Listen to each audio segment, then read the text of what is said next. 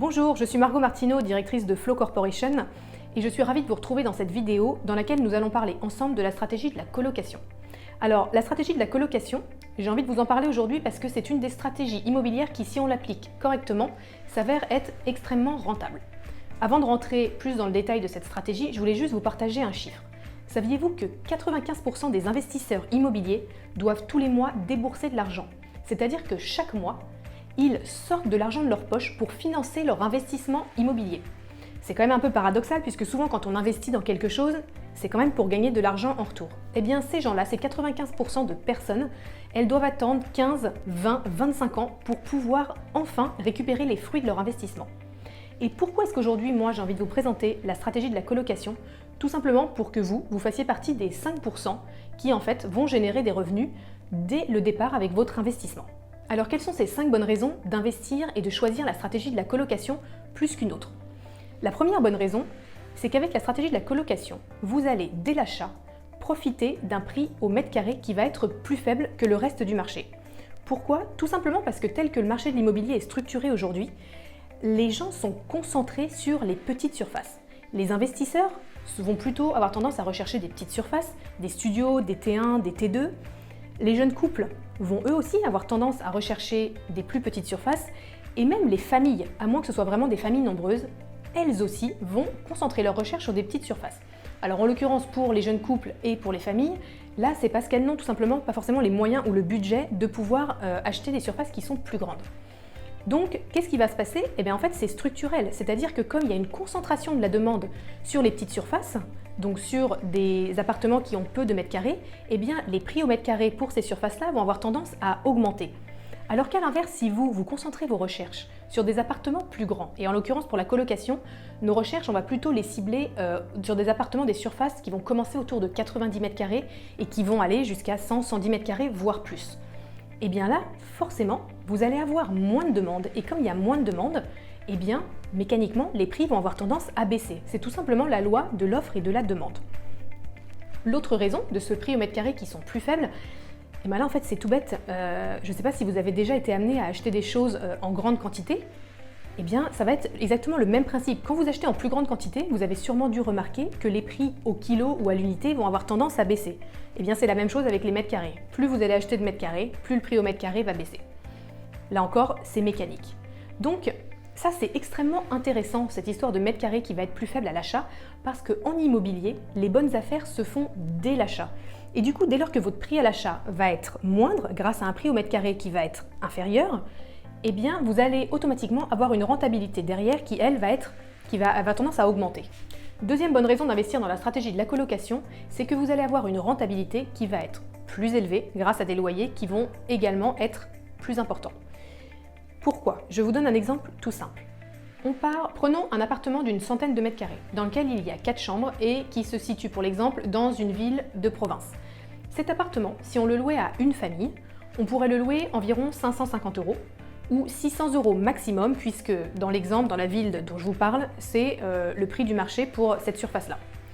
Donc ça, c'est si on le loue à une famille. Alors qu'à contrario, si vous louez ces 4 chambres à 4 colocataires et que pour chaque chambre, vous demandez un loyer de 300 €, eh bien 300 € fois 4 chambres, ça fait 1200 € de loyer. Donc c'est-à-dire que vous avez d'un côté une famille qui vous aurait payé 550 voire 600 € et de l'autre côté, vous allez avoir 4 colocataires qui à eux 4 vont vous verser un loyer de 1200 €. Là, tout simplement, on a fait x2 sur la rentabilité de notre appartement. Le troisième avantage de la stratégie de la colocation, c'est que vous allez pouvoir réduire énormément le risque d'impayé. Or, vous savez probablement que ce risque d'impayé, c'est la bête noire de tous les investisseurs immobiliers. Et si on ne vous payait pas vos loyers, alors qu'à côté de ça, vous avez des remboursements bancaires qui tombent tous les mois. Eh bien, avec la colocation, ce risque d'impayé va être fortement réduit. Pourquoi? Je reprends le même exemple que précédemment. Si vous louez votre appartement à une famille, eh bien c'est cette famille qui va avoir la charge seule de vous payer le loyer. Alors qu'à contrario, si vous louez un appartement en colocation avec 4 colocataires, chacun des colocataires est responsable du fait de vous payer sa part de loyer. En plus de ça, vous allez demander à chaque colocataire d'avoir une personne qui se porte caution ou qui se porte garante si jamais elles-mêmes ne sont pas capables de payer le loyer. Et en plus de ça, dans votre bail, vous allez spécifier que les colocataires sont entre eux caution solidaire. Et bien là, vous vous rendez compte que tout simplement, au lieu d'avoir la charge du loyer qui repose sur un seul foyer, un seul ménage, une seule famille, vous allez avoir ce loyer qui va en fait reposer sur 8 personnes. Donc là, votre risque d'impayé, il est quand même très étalé et il faudrait vraiment jouer de beaucoup de malchance pour qu'il n'y ait aucune de ces 8 personnes qui soit en capacité de vous payer votre loyer. Le quatrième avantage de la colocation, c'est que vous allez vous positionner en tant qu'investisseur sur un marché qui est porteur et qui est peu concurrentiel. Pourquoi est-ce qu'il est porteur? Tout simplement parce qu'il y a de plus en plus de demandes de colocation. Et pourquoi il y a de plus en plus de demandes? Eh bien tout simplement parce que c'est un mode de vie qu'affectionnent les étudiants aujourd'hui. Pourquoi ils l'affectionnent? Eh bien parce qu'ils ont accès à des surfaces qui sont plus grandes, ils ont accès à plus de confort et c'est aussi d'un point de vue convivialité quelque chose d'assez agréable d'être en colocation. C'est plus sympa quand on est étudiant et qu'on a fini ses cours de rentrer chez soi le soir et de retrouver ses colocs plutôt que de se retrouver tout seul dans une petite chambre de bonne ou dans un studio minuscule. Et donc l'idée pour vous, en tant qu'investisseur dans une colocation, ça va être de proposer à un prix qui va être identique ou alors même parfois moins cher par rapport à ce que eux pourraient trouver sur des petites surfaces style studio ou T1, de leur proposer une grande chambre, des grands espaces de vie, un grand salon, une grande cuisine, le tout dans un appartement que vous allez avoir entièrement rénové et qui va être entièrement meublé. Donc là, ils arrivent, ils posent leurs valises. Il y a une offre qui est vraiment quasiment inexistante sur ce créneau-là. Le cinquième avantage de la stratégie de la colocation, c'est que vous allez vous constituer un patrimoine tout en préparant votre retraite et surtout tout en vous générant chaque mois des revenus passifs. Donc là, c'est très intéressant parce que ce patrimoine, vous allez pouvoir vous le constituer sans apport ou alors avec très peu d'apport. Pourquoi? Parce qu'en fait, l'idée, c'est que c'est l'argent de vos colocataires et l'argent de la banque qui vont venir constituer votre patrimoine. C'est-à-dire que vos loyers vont servir à rembourser d'une part la banque, mais en plus, grâce à la rentabilité que vous allez générer, vous allez pouvoir chaque mois vous dégager des revenus passifs. Et cette rentabilité que vous allez vous générer, vous verrez comment, grâce à la méthode et grâce aux différentes astuces qu'on vous donnera dans la formation. Alors, ce que je vous propose de faire, c'est d'illustrer un petit peu ce que je viens de vous dire grâce à des chiffres extrêmement concrets, grâce à des études de cas. Je vais vous présenter les chiffres de 4 études de cas et donc de 4 appartements. Et vous allez voir que sur ces 4 appartements, il y a en moyenne entre 500 et 600 euros de mensualité de crédit qui sortent par appartement et par mois. Et il y a entre 900 et 1300 euros de loyer qui rentrent par appartement et par mois. Donc si l'on fait la soustraction du loyer moins les mensualités de crédit sur ces 4 appartements, on obtient une moyenne de 568 euros de revenus passifs qui sont générés par appartement.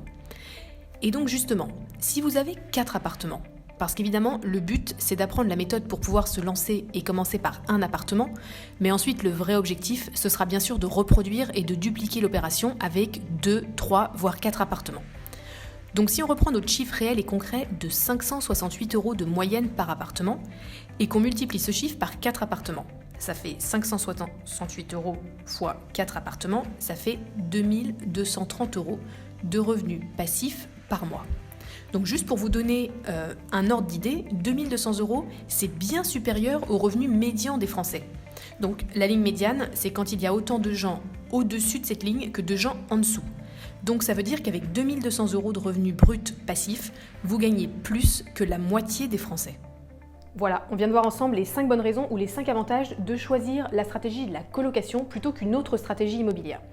Donc j'espère avoir été claire, j'espère avoir suscité votre intérêt et surtout, j'espère avoir répondu aux éventuelles questions ou interrogations que vous pouviez avoir au sujet de la stratégie de la colocation. Il me reste à vous souhaiter beaucoup de réussite dans vos projets immobiliers et à vous dire à très bientôt, peut-être dans une prochaine vidéo.